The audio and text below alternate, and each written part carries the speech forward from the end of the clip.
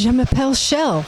I paid to get in. Will you talk to me today? Hello, Shell. Yes, you may. I will talk to you because you paid to get into our gig. I did not ask for a guest list. No, you didn't. And you would have been foolish if you had, because you know I don't agree with guest lists. I know. So, we pay for our things. Well done. Yes. All right. For those who don't know, Wonk Unit. They are turning out to be one of the up-and-coming bands here in the UK. And they are truly wonky, to say the least.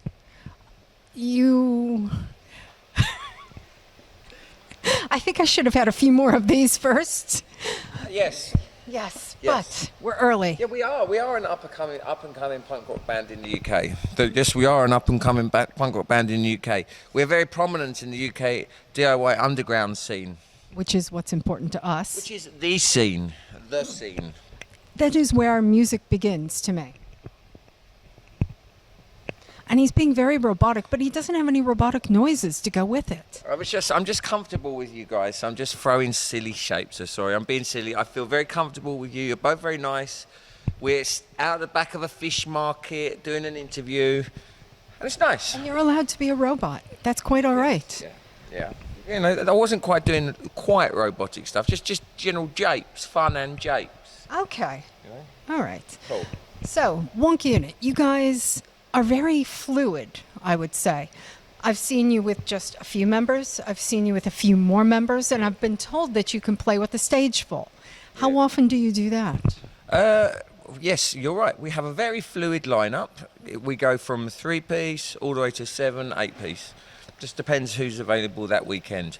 Tonight's gig, we are gigging as a 5-piece, which includes keyboards. Yes. But sometimes we'll also have a trombone player. Sometimes we'll have 2 guitars. Sometimes we'll have trombone and trumpet. We have a very varied set of people and set of instruments, and that adds to the whole thing, because even your style is not a single style. You jump all over the place. Is there any inspiration for you to do that, or do you just do what you like? It's just, for me, it's purely about the songwriting. And as I say, I'm always honest to the songs. So I won't, if I start writing a song and it just has that, it has a rocky vibe, it will be a rock song. If I'm writing a song and it has a country vibe, it will be a country song. If I write a punk rock thrasher, it will be a punk rock thrasher. But I don't force the song to be something that it isn't. I'm very honest to the songwriting.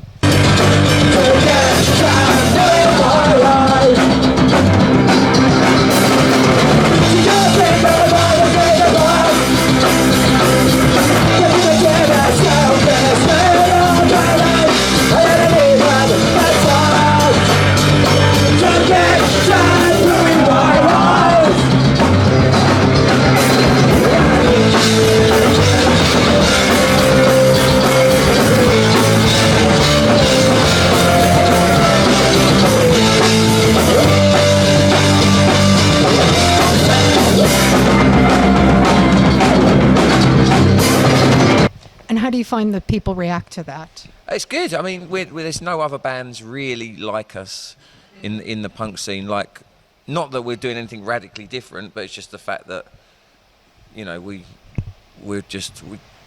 don't take ourselves seriously, but we take our music very seriously. Do you know what I mean? Yes. And we love what we do, and we're a little bit older. You know, we're not a young band, and we're really grateful for what we're doing. You know, it's like I never thought I would be doing this at my age, you know, and so so it's amazing. Why not? Why not at your age? Well, because I have such a fucking crazy history of drug addiction and alcoholism, and just fucking mad shit. So I never thought I'd ever get sober, but I'm saying I have been sober now for almost 18 years. So I never actually had any form of future. Yeah. Back then, so now I am, and it's crazy, and I'm doing this. And as I say, if you'd asked me, 17 years ago what I'll be doing, you would not have I would said be like, this. I'm not going to be making music and being happy, and that's why I do it, because it makes me happy. Happy. That's it. That's the thing that I associate with Wonk Unit. You guys have never looked miserable on stage. You always look like you're having fun. Your songs sound happy for the most part. Even when you're making satirical comments about society as a whole, they're happy ones. Yeah. And I find that very interesting, that you can make barbed comments about how people react and still be smiling about it and having fun. Yeah, well, I guess it's good to laugh at the horror of the world, isn't it? Yes. I mean, if you can't, you've got to laugh, haven't you? I mean, the world is so fucked up. Well, as somebody who's impacted by Brexit and who has a Cheeto for a president from my other country, the world is rather fucked up. So Terribly fucked up. Terribly fucked up. Extremely. Silly, silly, silly people. Yes. Silly sausages. So Silly sausages. So all the silly sausages here tonight to see you playing a sold-out gig, which is not your first sold-out gig on this tour. Yes. What was the question, sorry? Are all the silly sausages here? Well, maybe they'll be asleep by the time we play, because I've heard it's quite a late one tonight, well past my bedtime. I'm good until about 10 o'clock. Yeah. First band ain't even on until 10:30. It's a late one. So if you're ever booking me, please don't put me on later than 10 o'clock. That's something we will make sure all the promoters know about. Yes. Certainly not later than 10:30. Tonight, will we have to give you a few nudges to get you on stage then, to wake you up? I'm hoping I'll just enjoy myself. I mean, I'm feeling quite light of heart this evening, so I think we're going to have a fun night. So. I think so. Yeah. What would you say is your favorite experience you've had on stage? Oh, I like it when the crowd do thrasher moshing. Okay. That's good. What, in my life, favourite experiences? No, I just, I love it when fights erupt and people spill onto the stage, and I love it when microphones get smashed into my teeth and my band members start complaining because there's 50 people falling onto their amps. I like it when they moan. It makes me laugh. I like the chaos of live performances. That's what I like. It gives you great joy? It gives you great joy then. I love it when it goes mad on the stage. I like that. So if you ever see Wonk Unit, make sure to go mad. Make this man happy. Yeah. Because he's out here making us happy, so it's only, fair. But you got to watch the old back. You can't nudge me. Yeah, 'cause you can't. If you're gonna come do dances with me, they've got to be gentle dances because I'm a broken man. Beware of the man's back. So treat him with cotton wool, Yes. but have fun. Love and respect. Yes. Love and respect, because that seems to be what you show to everyone else out in the world. That's how I live my life. I wish we all, that's all you can do, isn't it? That's all we can do as human beings, is treat our brothers and sisters with love and respect. I think that's a very good point. Yeah. Where do you go from here? Where's Wonk Unit going? Well, weirdly, someone asked me this the other day. They said, we did an interview for Yves Le Rock, and they said, you're on your 5th album now. How do you stop it getting stale? And I was like, well, I write music for me. I gig for me, purely for me, no one else. And if I don't want to write music, I won't. I'm never going to force it, but do you know what I'm saying? So, I mean, I will continue. I mean, I write music because that's what I do. I'm a skateboarder, I skate, I write music, I play in a punk band, that's what I do.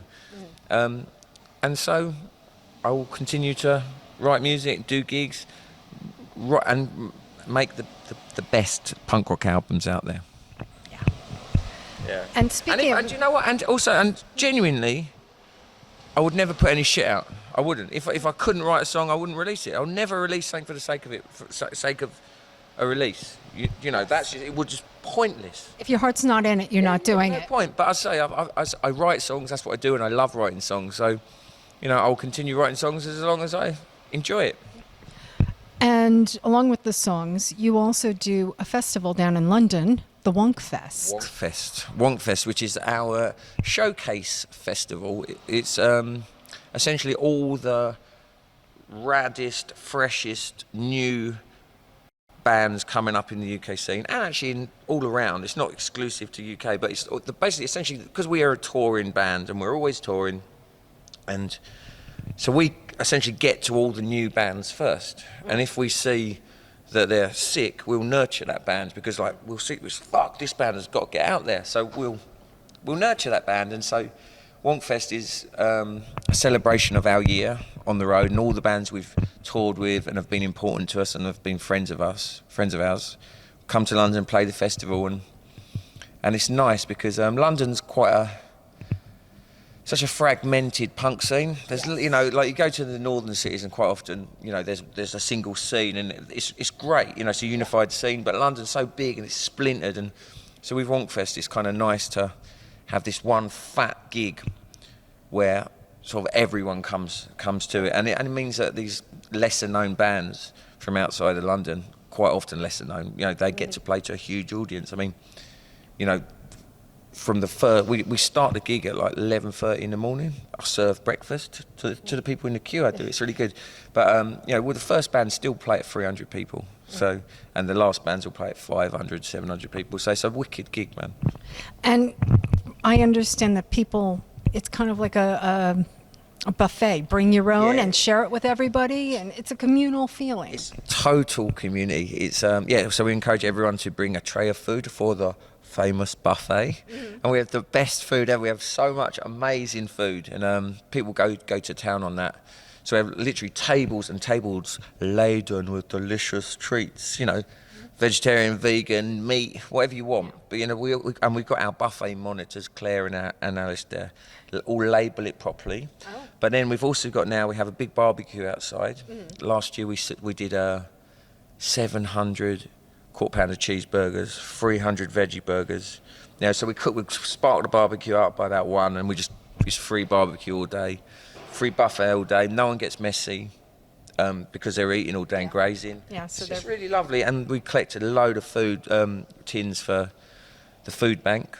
But this year, though, we want you know, sanitary products and stuff like, so you know, nappies and you know, women's, you know, tampons, all that, sanitary pads. Yeah, so that's what we can do this year. So, you know, specifically, baby products, sanitary products. So that's what we're doing this year. So for our food, instead of not a food bank, we want, you know. I think that's fantastic, because there are things like food banks, but women have so much trouble getting those things when they are in financial trouble or homeless. So that's fantastic. Yeah. Really impressive to me. Yeah, I mean, it would be brilliant. I mean, last year we literally had a lorry load of food, literally a lorry, like the you know, it was amazing. Out of all the hundreds of people that came, yeah, literally everyone bought stuff for the food bank. So, you know, this year we shall have a lorry full of absorbent products. Yes, and we can lounge on them, make a huge make a nice foam pit. Like the children have those ball areas. You can just have the nappy and pad areas. Yes, so that's this year's collection anyway. And when is Wonkfest this year? It's the 1st of July, and it's at the Dome and the Boston Arms in Tufnell Park, London. So get down to that if you can. Yeah, Saturday, 1st of July. I do believe as well Green Day are playing in Hyde Park, but I don't think that, to be honest, that demographic ain't really going to affect ours. No. Although I have to say, Green Day did impress me on that American Awards show, playing part of MDC. Right. With the thing about Trump. No Trump, no KKK, no fascist USA. So they do have a little bit of roots into the DIY punk, but they just exploded and they don't really... You know, I've got nothing against them. Dookie was one of the best albums ever. Songwriting Dookie is just... That album is phenomenal. So, you know, no, not dissing Green Day. Oh, no, I wasn't saying that you were. I'm sorry. How dare you diss them? No, it's not what I was saying. Okay, I know you wasn't. I was being naughty. I was tricking you. I've been tricked by a wonk. Putting words into your mouth.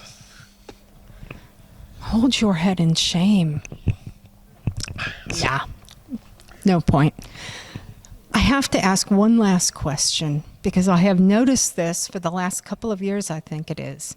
your shirt that says, "I love my vagina." Yeah. Why did you come up with that, and how do people react to it? I love it, but it was just a positive statement.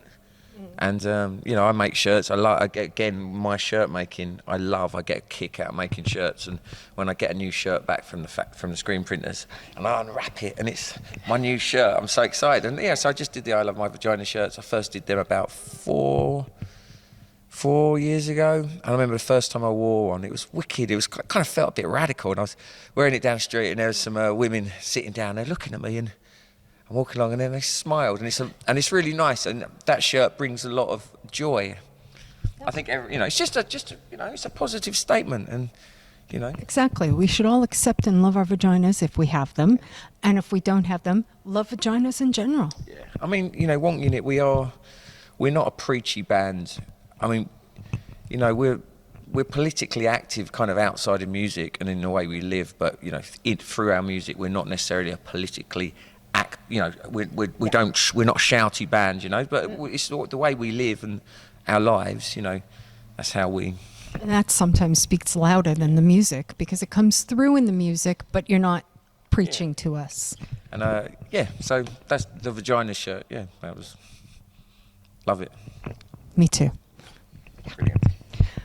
Thank you very much for taking the time to talk to us. Mike. Okay. Beer. Camera.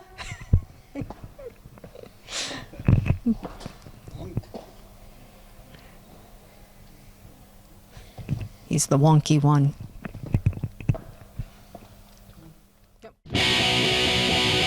Have you heard of Brit Limon? Who the fuck is Brit Limon?